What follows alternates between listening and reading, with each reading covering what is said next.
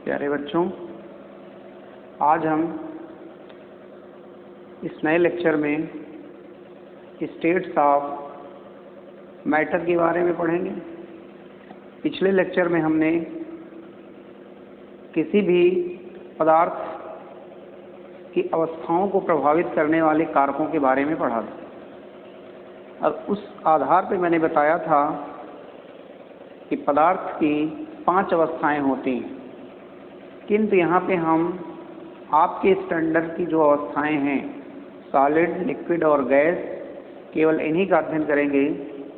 शेष प्लाज्मा तथा Bose-Einstein condensate का डिस्कशन हम यहाँ पे अब नहीं करेंगे। जितना डिस्कशन प्लाज्मा और बोस-आइंस्टीन कंडेंसेट का करना था वो पिछले लेक्चर में हमने कर रखा है। तो आइए देखिए, पदार्थ की जो तीनों अवस्थाएं हैं, सॉलिड, लिक्विड और गैस, यानी ठोस, द्रव और गैस, इन अवस्थाओं की क्या विशेषता है, इस चीज को हम यहाँ पे डिस्कस करते हैं। सबसे पहले हम कोई अगर सॉलिड मटेरियल लेते हैं तो आप देखते हैं उसके कण अपेक्षाकृत काफ़ी क्लोजली बाउंड होते हैं, नज़दीक नज़दीक बंधे होते हैं। और ऐसा मैंने बताया था कि क्यों होता है, क्योंकि इन कणों के बीच इंटरमॉलिक्यूलर फोर्स, अंतराण्विक जो बल होता है वो काफ़ी स्ट्रांग होता है। लिक्विड के अंदर जो पार्टिकल्स होते हैं उनके कणों के में बीच की दूरी मध्यम होती है, तथा जो गैस होती है इनके कणों के बीच की दूरी काफ़ी अधिक होती है।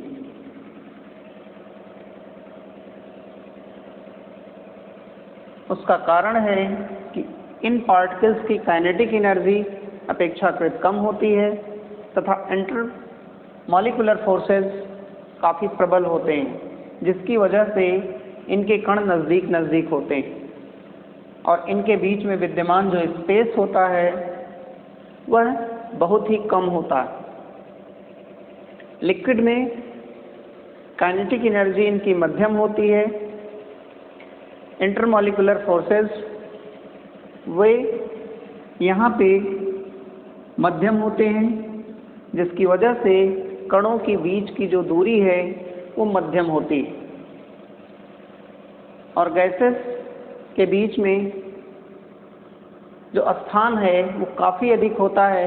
इसका कारण है कि इनके बीच लगने वाले इंटर पार्टिकल फोर्सेस की जो मात्रा है वह काफ़ी क्षीण होती है, कमज़ोर होती है, तथा इनकी जो काइनेटिक एनर्जी होती है वह काफ़ी अधिक होती है, जिसकी वजह से इन कणों के बीच की दूरी ज़्यादा होती है। अब इससे क्या रिजल्ट उपजेंगे, क्या क्या प्रभाव पड़ेगा वो हम देखते हैं। तो निश्चित तौर पे इसका एक डेफिनेट शेप होता है, डेफिनेट शेप होता है, एक निश्चित आकार, किसी भी ठोस का एक निश्चित आकार होता है।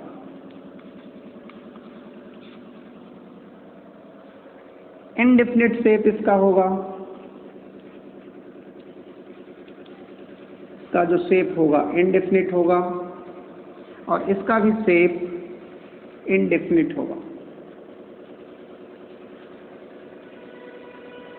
इसका आकार अनिश्चित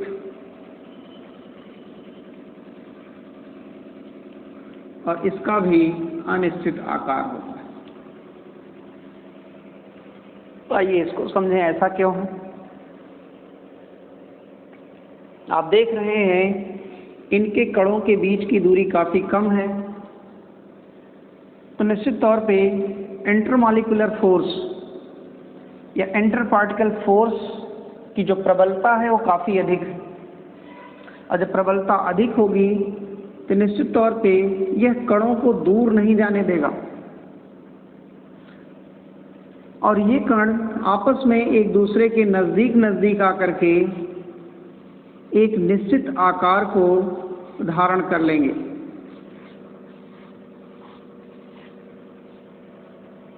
किंतु इसमें आप देख रहे हैं इनके बीच में जो इंटर पार्टिकल फोर्सेस हैं वो मध्यम है, तो इनके अंदर कणों में मोबिलिटी विद्यमान होती है। कण मूव कर सकते हैं, अपनी पोजीशन परिवर्तित कर सकते हैं। यदि कहीं पे वस्तुओं या कणों की पोजीशन चेंज हो रही होगी तो निश्चित तौर पे उस वस्तु का कोई निश्चित आकार नहीं हो सकता। ऐसे ही गैस में भी चूंकि जो पार्टिकल्स हैं वो लगातार मूवमेंट में हैं, तो इसका भी कोई निश्चित आकार नहीं हो सकता। एक उदाहरण लें, जैसे हम कहें ये डस्टर है, तो ये सॉलिड है और आप जान रहे हैं कि ये डस्टर है, तो इसका आकार फिक्स है। आप इसको आज देखें, 4 दिन बाद देखें या 10 दिन बाद देखें, इसका जो आकार होगा वो यही रहेगा। किंतु लिक्विड के केस में ऐसा नहीं हो सकता है। यदि हम देखें कि इस समय जो इसमें भरा हुआ लिक्विड कुछ इस शेप का बन गया है, अभी जो इसमें जल भरा गया है वो इस कोनिकल फ्लास्क के शेप में है। यदि इसे हम पलटकर किसी दूसरे बर्तन में डाल दें,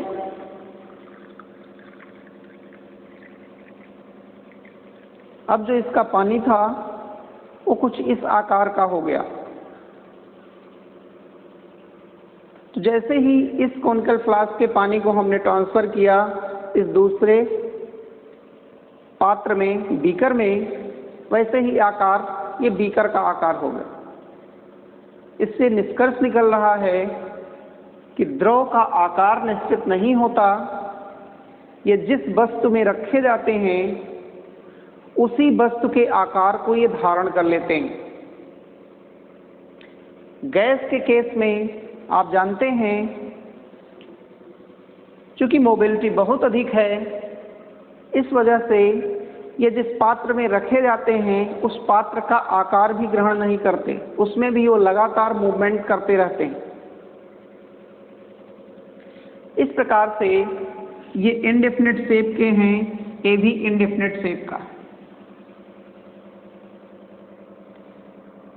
नेक्स्ट आपका आता है इसकी डेफिनेट बाउंड्रीज होती हैं।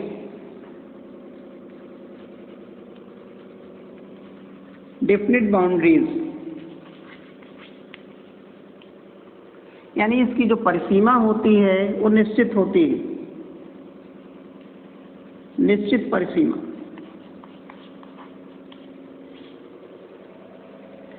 इसकी इनडेफिनिट बाउंड्री होगी,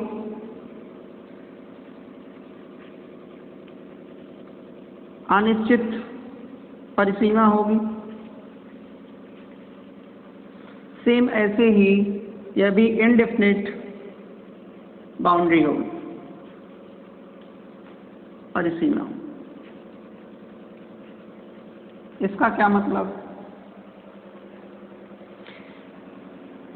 सॉलिड के कण आप देख रहे हैं, इनके अंदर मोबिलिटी ना के बराबर है, और जो मूवमेंट है वह भी किसकी वजह से? वाइब्रेशन की वजह से, कंपन की वजह से। तो हम देख रहे हैं इस डस्टर के कण भले इसके अंदर रह करके कंपन कर रहे हों, लेकिन वह कंपन इस परिसीमा के परे नहीं हो रहा है।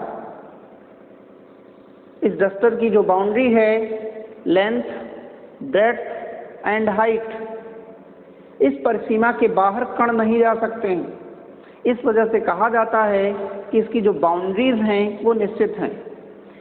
इस परिसीमा के बाहर इसके कण मूव नहीं कर सकते हैं, तभी तो ये फिक्स आकार है इसका। किंतु इसके साथ ऐसा नहीं है, द्रव के साथ ऐसा नहीं है। द्रव में विद्यमान है अगर यहाँ पे ऐसे इसको रख दिया गया तो इस परिसीमा को क्रॉस भी कर सकते हैं। जैसे अगर हम इस बर्तन में जब इसको हमने रखा तो ये परिसीमा इस बर्तन की है, ना कि इस द्रव की। अगर इसकी निश्चित बाउंड्री रही होती तो कोनिकल फ्लास्क में डालने पर ये कोनिकल फ्लास्क के शेप का ना हो जाता। इसलिए कहा गया है कि जो द्रव है इसकी कोई निश्चित बाउंड्री नहीं होगी। ऐसे ही हम यहाँ पे वायु गैस को ले सकते हैं। गैस को यदि गुब्बारे में भरा जाए तो गुब्बारे के रूप में होगा, कमरे में भरा जाए तो कमरे में। लेकिन अगर उसकी कोई बाउंड्री न बनाई जाए, क्या कोई बाउंड्री है गैस की? उसके कण लगातार मूवमेंट में रहते हैं और उस दीवार को तोड़ के बाहर निकलने की टेंडेंसी रखते हैं। लेकिन सॉलिड की दशा में क्या है? इस परिसीमा को तोड़ करके कभी भी यहाँ के कण बाहर निकलने की कोशिश नहीं करेंगे। इसलिए इसकी बाउंड्रीज फिक्स होती हैं, जबकि इन दोनों की बाउंड्रीज फिक्स नहीं होती। तीसरा है, यह रिजिड होता है, यानी दृढ़ होता है, कठोर होता है, और इनके अंदर फ्लूइडिटी होती है। ये फ्लूइडिटी इनके अंदर होती है, तरलता होती है, बहाव होता है।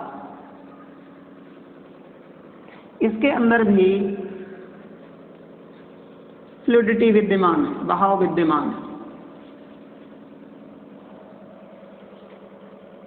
दृढ़ आप जान रहे हैं कि ये कठोर है, इसको आप दबाइए दबेगा नहीं, ये कठोर की श्रेणी में आ गया, दृढ़ है।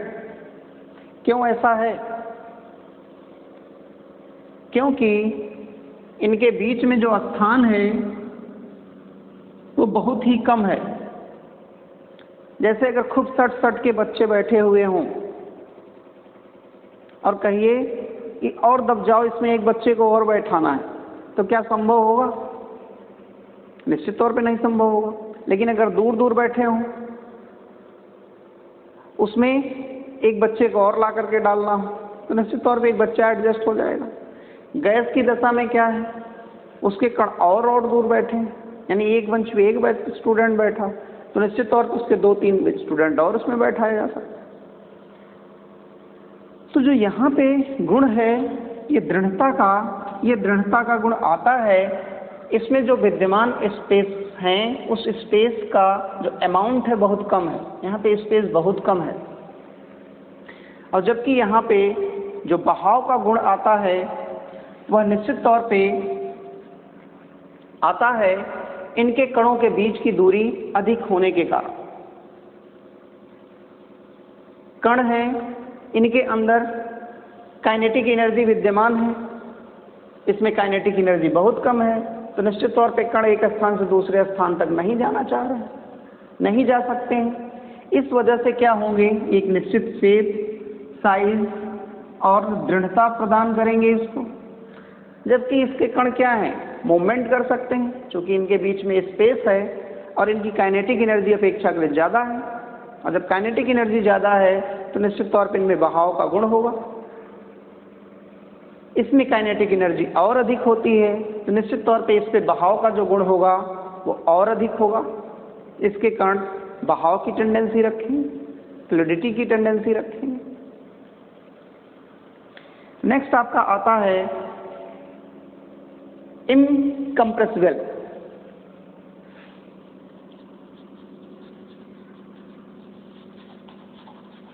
ये इनकम्प्रेसिबल होते हैं, असंपीड्य होते हैं।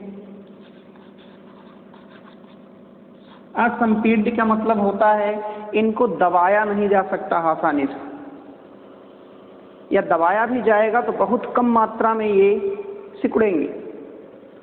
ये संपीड्य होते हैं, कंप्रेसिबल होते हैं। क्योंकि इनके बीच में स्थान है, और जब स्थान है तो निश्चित तौर पे इनको दबा करके हम और कम में करने का प्रयास कर सकते हैं, इनके आकार को और कम कर सकते हैं। अगर प्रेशर बढ़ा दें, दबाव बढ़ा दें, तो निश्चित तौर पे इनके कणों के बीच की दूरी क्या हो जाएगी, कम हो जाएगी, अर्थात ये कंप्रेसिबल हैं। ऐसे ही इनको भी अगर हम कणों के बीच की दूरी घटाना चाहें तो घट सकता है, क्योंकि इनके बीच की दूरी काफ़ी अधिक है। तो ये भी क्या होंगे, कंप्रेसिबल होंगे, संपीड्य होंगे।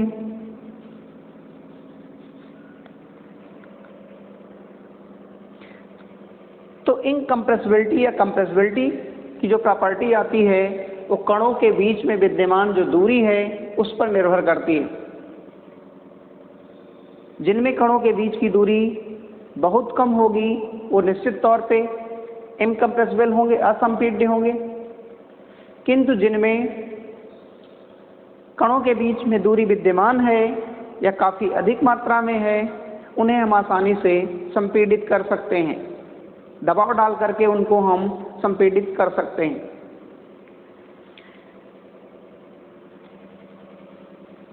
इसमें एक और है लास्ट प्रॉपर्टी,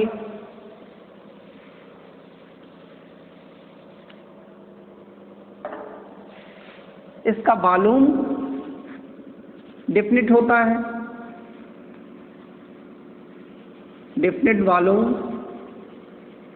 यानी आयतन इसका निश्चित होता है, आयतन निश्चित है, यानी इसकी धारिता निश्चित है। इसका भी डेफिनिट वॉल्यूम होता है, इसका भी वॉल्यूम आयतन निश्चित होगा। किंतु इसका वॉल्यूम इनडेफिनिट होता है, इनडेफिनिट वॉल्यूम,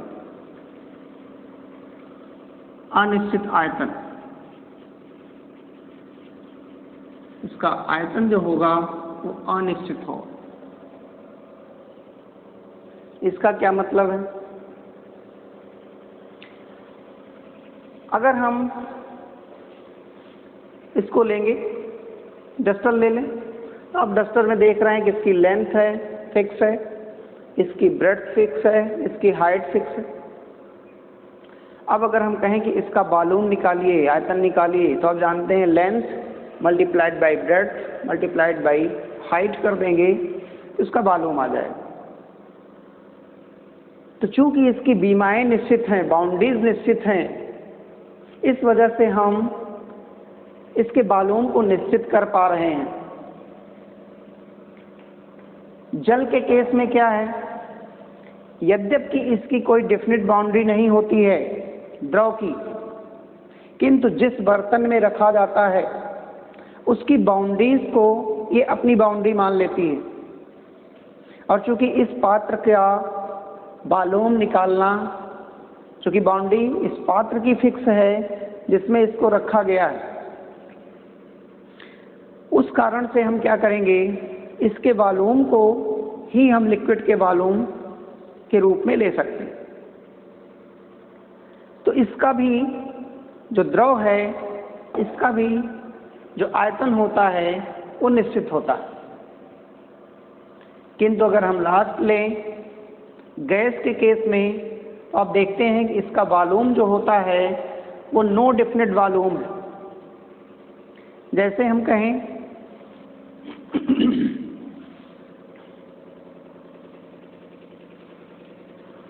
हमने एक पात्र लिया और इसमें 100 ग्राम गैस डाल दिया, तो आप जानते हैं इस पात्र में ये गैस पूरा का पूरा फैल जाएगी। अब यदि इस पात्र का आयतन निश्चित रहा हो, मान लीजिए इसका आयतन V1 लीटर था, अब यह V1 लीटर का आयतन हो गया इस गैस का। किंतु यदि हम इसी गैस को V2 लीटर के पात्र में डाल दें, अगर हम इसको V2 लीटर के पात्र में डाल दें, तो यह इस पूरे वेसल में फैल जाएगा। अब इसका आकार आयतन V2 लीटर हो गया। तो इतना ही पदार्थ है, लेकिन इसका आयतन एक जगह V1 है और एक जगह V2 है। इससे निष्कर्ष निकल रहा है कि जो गैस है उसका जो वॉल्यूम होता है वो निश्चित नहीं होता।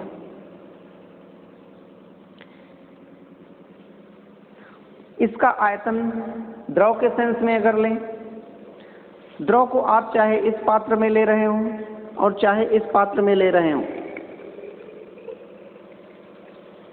अगर हमने 200 ml के बीकर में पानी भरा था, यहाँ जो पानी इसमें डाला गया है इसमें भी 200 ml पानी ही होगा। यदि आप 1 लीटर दूध खरीदने जाते हैं तो वह जो दूध अपने पात्र से नाप कर आपको देता है, उस पात्र में अगर 1 लीटर आ रहे हैं तो आप जिस केन में उसको एक्सेप्ट कर रहे हैं, उसको ग्रहण कर रहे हैं, उस केन में आने के बाद भी उसका 1 ही लीटर रहता है। अर्थात जो द्रव है उसके वॉल्यूम क्या होते हैं निश्चित, लेकिन गैस की दशा में ऐसा नहीं है। गैस में जिस आकार के वॉल्यूम में आप उस गैस को, उतनी ही गैस को डालेंगे, उसके पार्टिकल्स उस पूरे आयतन को भर लेंगे और वहाँ कहा जाएगा कि यह 100 ग्राम गैस यहाँ पे V1 लीटर हो गई और यही 100 ग्राम गैस यहाँ पे V2 लीटर हो गई। इससे यह निष्कर्ष निकल रहा है कि इसके आकार वॉल्यूम अनिश्चित हैं, जबकि सॉलिड और लिक्विड के वॉल्यूम निश्चित होते हैं। अब यहाँ पे एक प्रश्न उठता है, किसी पदार्थ की अवस्थाओं को हम कैसे परिवर्तित करते हैं एक अवस्था से दूसरी अवस्था में। किसी पदार्थ की अवस्था को क्या हम एक अवस्था से दूसरी अवस्था में परिवर्तित कर सकते हैं? यदि कोई गैस है तो क्या हम उसको लिक्विड में कन्वर्ट कर सकते हैं, या कोई सॉलिड है तो उसको हम लिक्विड में कन्वर्ट कर सकते हैं, या लिक्विड को सॉलिड में कन्वर्ट कर सकते हैं? तो निश्चित तौर पे ये संभव होता है और इसके लिए हमें कुछ प्रक्रियाओं को अपनाना पड़ता है। हम पदार्थ की अवस्थाओं में जो परिवर्तन करेंगे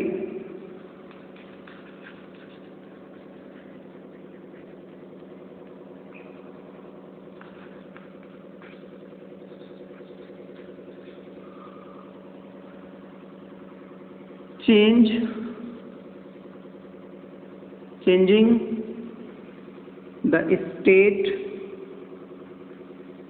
of matter, करने के जो तरीके हैं वो 2 तरीके हैं, बाय चेंजिंग टेम्परेचर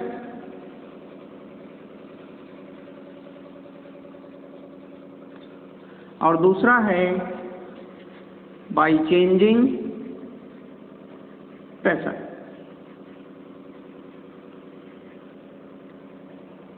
अगर कोई सॉलिड है, लिक्विड और गैस,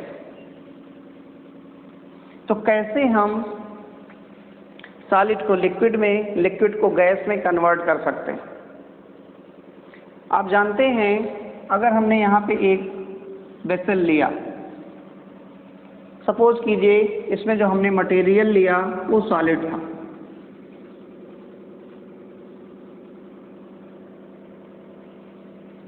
किसी निश्चित टेम्परेचर T पर ये सॉलिड अवस्था में है, T1 पर ये सॉलिड अवस्था में। जब हम इसको गर्म करेंगे तो निश्चित तौर पे इसे तापीय ऊर्जा मिलेगी और तापीय ऊर्जा आप जानते हैं ये इन्वर्सली प्रोपोर्शनल होता है काइनेटिक एनर्जी की। जैसे जैसे तापीय ऊर्जा बढ़ती है वैसे वैसे कणों की गतिज ऊर्जा बढ़ती, और जब कणों की गतिज ऊर्जा बढ़ेगी तो अभी जो ये कण एक दूसरे से सट के बैठे हैं जब इनके अंदर काइनेटिक एनर्जी आ जाएगी तो निश्चित तौर पे ये कण दूर दूर होंगे, और जब ये दूर दूर हो जाएंगे तो ये जो अवस्था आएगी किसी टेम्परेचर T2 पर, यही आपका द्रव बन जाएगा। अभी तक तो ठोस था, लेकिन जब हमने टेम्परेचर को बढ़ाया, टेम्परेचर बढ़ा दिया, तो इनके अंदर इतनी काइनेटिक एनर्जी आ गई कि इनके कणों के बीच में जो स्पेस था वो बढ़ गया, और यह किस रूप में कन्वर्ट हो गया? द्रव अवस्था में। आगे और जब हम टेम्परेचर बढ़ा देंगे, इसका भी टेम्परेचर बढ़ा करके T3 कर दें, तो निश्चित तौर पे इन कणों के बीच की दूरी कुछ ज़्यादा बढ़ जाती है। और आप जानते हैं कणों के बीच की दूरी अगर बहुत ज़्यादा है, ये कौन सी अवस्था हो जाती है? गैस अवस्था। तो हम ठोस को गैस, द्रव में, और द्रव को गैस में कन्वर्ट कर सकते हैं। किस चीज से? By changing temperature. अगर हम ठोस से द्रव में बदलना चाहते हैं तो उसको हम गर्म कर दें, और यदि हम द्रव को ठोस में बदलना चाहते हैं तो उसी की उल्टी प्रक्रिया कर दीजिए। द्रव को हम क्या करते जाएं? ठंडा करते जाएं। आप जानते हैं रेफ्रिजरेटर में क्या होता है? हम पानी रखते हैं और पानी किस में कन्वर्ट हो जाता है? बर्फ में। जो पानी हम फ्रिज के अंदर रखते हैं, आप देखिए वो गर्म रहता है। जब उसको हम फ्रिज में रख देते हैं तो वहाँ से हमको आइस मिलती है, और आइस निश्चित तौर पे देखिए कितनी ठंडे की होती है। तो जो उसमें विद्यमान ऊष्मा थी, पानी के कणों में विद्यमान ऊष्मा थी, रेफ्रिजरेटर क्या करता है? उसको निकाल के बाहर कर देता है और उसको ठंडा कर देता है। इससे निष्कर्ष निकला, जब पानी को हम ठंडा करेंगे, यानी द्रव को ठंडा करेंगे, तो बर्फ यानी ठोस में बदल जाएगा।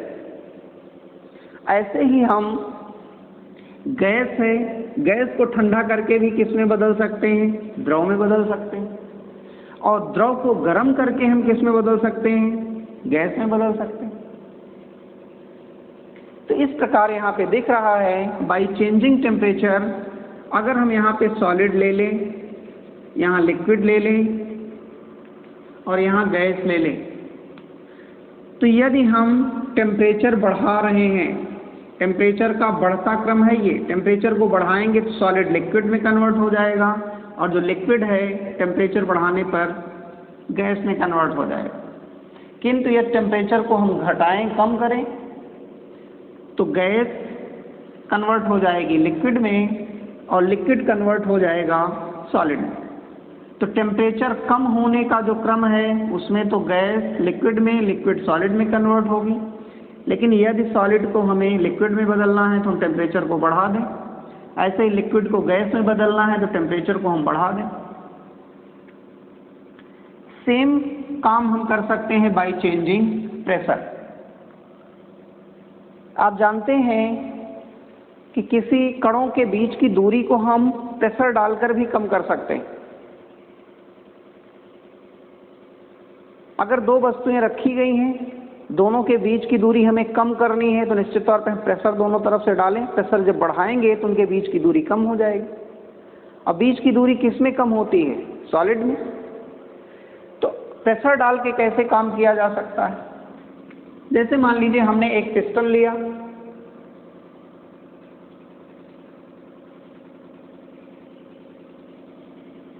इसमें हमने गैस भर रखी।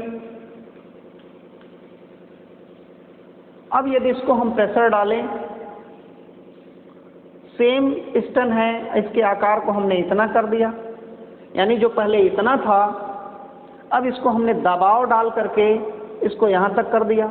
अब जो कणों के बीच की दूरी थी वो निश्चित तौर पे क्या हो जाएगी? कम हो जाएगी।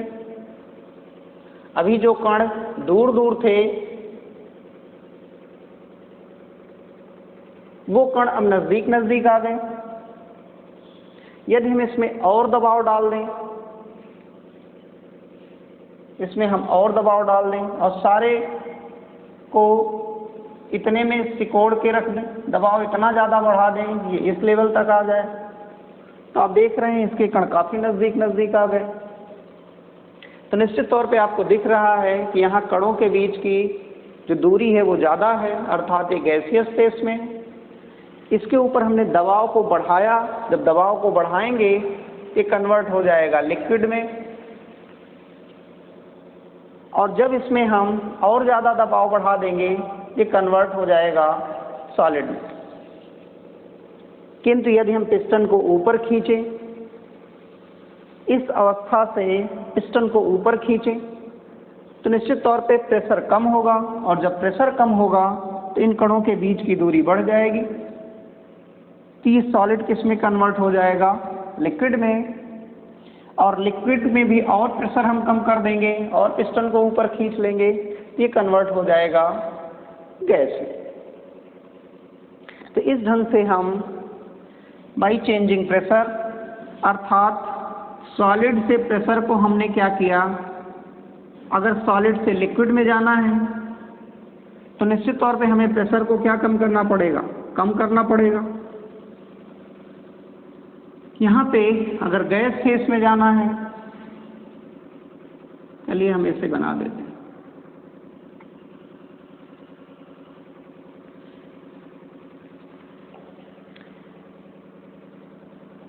इसमें अगर हमें गैस से लिक्विड में आना है तो हम प्रेशर को बढ़ा दें, प्रेशर बढ़ा दें, तो थोड़ा सीधा लिख दें तो ज़्यादा अच्छा रहेगा। अगर हम ये गैस ले लें, ये लिक्विड ले लें और ये सॉलिड ले लें, गैस पर अगर हम दबाव बढ़ाएंगे, प्रेशर बढ़ा दें, तो गैस पर जब प्रेशर बढ़ाया गया तो लिक्विड में कन्वर्ट हो गया, और जब लिक्विड को हम और प्रेशर बढ़ा देंगे तो ये सॉलिड में कन्वर्ट हो जाएगा। किंतु यदि सॉलिड के प्रेशर को हम कम कर दें तो वो लिक्विड में आ जाएगा, और लिक्विड के प्रेशर को और कम कर दें तो गैसियस अवस्था में आ जाएगा। तो इस ढंग से हमने देखा कि पदार्थ की एक अवस्था को हम पदार्थ की दूसरी अवस्था में चेंज कर सकते हैं, और यह जो प्रक्रिया होगी ये हम दो ढंग से कर सकते हैं। एक तो टेम्परेचर को चेंज कर करके, और दूसरा हम प्रेशर को चेंज करके। प्रेशर को चेंज करके कैसे हम लिक्विड या गैस में कन्वर्ट करते हैं, इसका व्यावहारिक उदाहरण एक आप देखते हैं, आपके घरों में एलपीजी सिलेंडर होता है। ये एलपीजी सिलेंडर, जो एलपीजी आती है वो है क्या, इसका फुल फॉर्म होता है लिक्विफाइड या liquid petroleum gas, liquid petroleum gas. तो लिक्विड पेट्रोलियम गैस का मतलब क्या होता है, ये है गैस, लेकिन इसे खूब अधिक दबाव पर डाल करके, इसके ऊपर खूब दबाव डाल करके जब सिलेंडर में भर दिया जाता है तो दबाव बढ़ाने पर गैस किस में कन्वर्ट हो जाएगी, लिक्विड में कन्वर्ट हो जाएगी।